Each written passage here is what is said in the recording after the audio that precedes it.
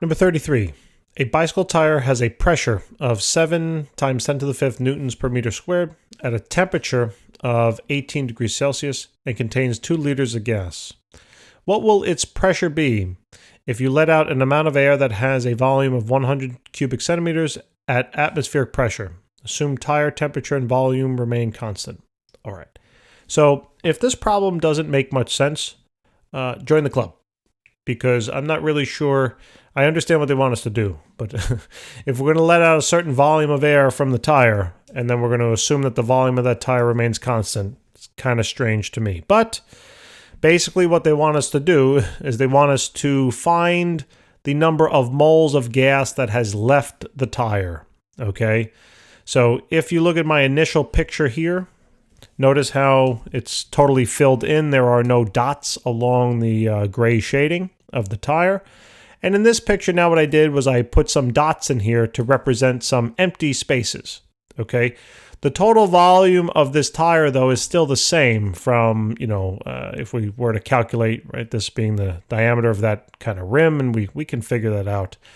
That hasn't changed, all right? But what's happened here is that there's some spaces in between, and that's because the molecules of gas has escaped somehow, all right? Because we let out some volume. Just pretend it doesn't say volume. Just pretend it says we let out some number of moles of gas, okay? That's a better way to interpret it. So basically what we need to do, in order to find the final pressure of this particular tire, we actually need to find the final moles, okay, of gas inside of this tire. Now, in order to do that, we might need to find then the initial moles that are present in the initial state. So we can do that, all right? We might be able to do this algebraically and do some substitutions, but I'm actually going to calculate some values first, all right? So let's take a look at the ideal gas law. PI VI will then equal NIRTI, okay? I have a general video on this ideal gas law. Take a look at the link in the description below.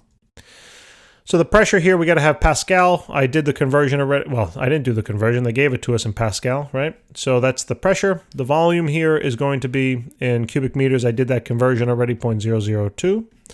The number of moles is what we're looking for. The R then constant is going to be 8.31. And then the temperature here is going to be 291 Kelvin. All right, so 291 Kelvin. So when we solve for Ni, we just got to do a simple division here, right? So it's 7 times 10 to the 5th times that 0.002 divided then by 8.31 times then 291. So we have basically the initial amount of moles in the tire before anything's let out is going to be 0.579 or so, 0.579 moles. Remember, mole is like a dozen. It's just a collection of items, okay?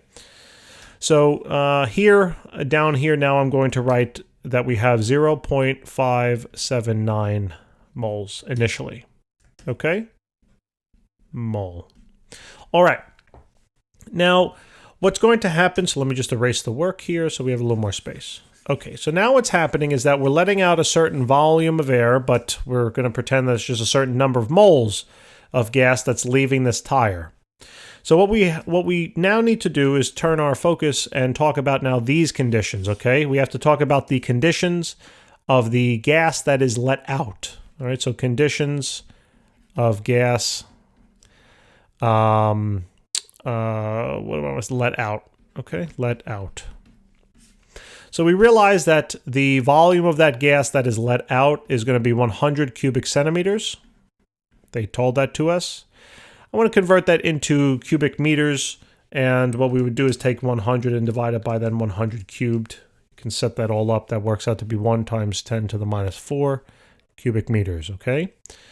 It's under atmospheric pressure, so we know the pressure of this particular gas, once it leaves the tire, it will be under atmospheric pressure. So that is 1.013 times 10 to the 5th Pascal. That is memorized, okay? What's the temperature, then, of that particular gas in the atmosphere here? Well, we don't have any other temperature to assume, so we'll assume it's 18 degrees Celsius. All right, which again, I already did the conversion down here to Kelvin of 291 Kelvin. And then, last but not least, and actually that's it. Right, so now knowing this information, we can solve for the moles let out. Okay. So now PV equals nRT. Again, solving for n, I can just do it algebraically. It's PV over RT. Plugging in the values, now it's 1.013 times 10 to the 5th multiplied by that volume of 1 times 10 to the minus 4th. All then divided by the temperature, the R, which is 8.31, multiplied by then the temperature of 291, okay? So let's solve it. So 1.013 times 10 to the 5th multiplied by 1 times 10 to the minus 4th. Divided them by parenthesis 8.31 times then 291. All right, so here we get an n value now. The amount of moles that were let out then is going to be 0.00419 or so. Moles let out. All right. Now this is kind of important to help us now find the final moles of gas that are in the tire. Okay, so let me just take this value here. I'm going to just move it on up and then just get rid of the work. Whoops, sorry, 1 second. Just get rid of some of that work over here. All right, so now recall that what we did before was we found the initial moles of gas. And then we just found now the number of moles of gas that was let out.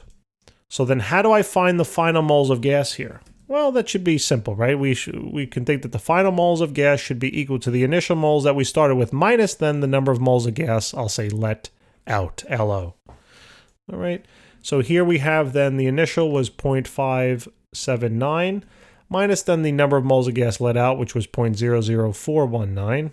We're talking about a very, very small value, right? So this is, do the math. So I'm going to choose the exact numbers. I'm going to go back in the calculator and just subtract the exact values. So your answer might be slightly different than mine, but it should basically be the same. So this is going to be 0.575 or so, 575. I'm just rounding there, okay? So that's the final moles of gas. And now guess what I can do? Since I now know finally the final, a lot of final here, 0.575 moles of gas. Finally, now I can find the final pressure, okay? And I can do that again by PV equals nRT.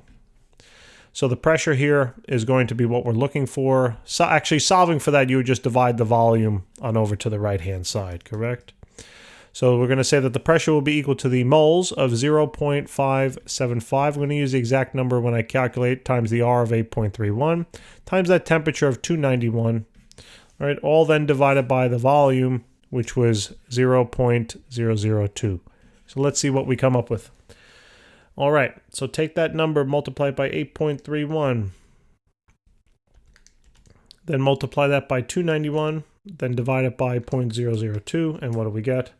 Lo and behold, we now have a value of 6.95 or so, 6.95 times 10 to the fifth, times 10 to the 5th, and that'll be in terms of Pascal again.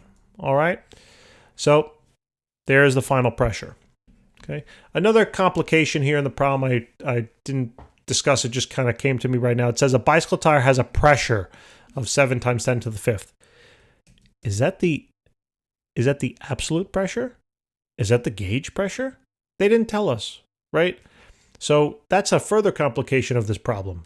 You might have assumed that they gave us the gauge pressure. And if that was your assumption, then the calculation would have been different and the numbers would have been different. Would you be wrong? I can't say that you'd be wrong because they don't tell us what it is. We have to make an assumption.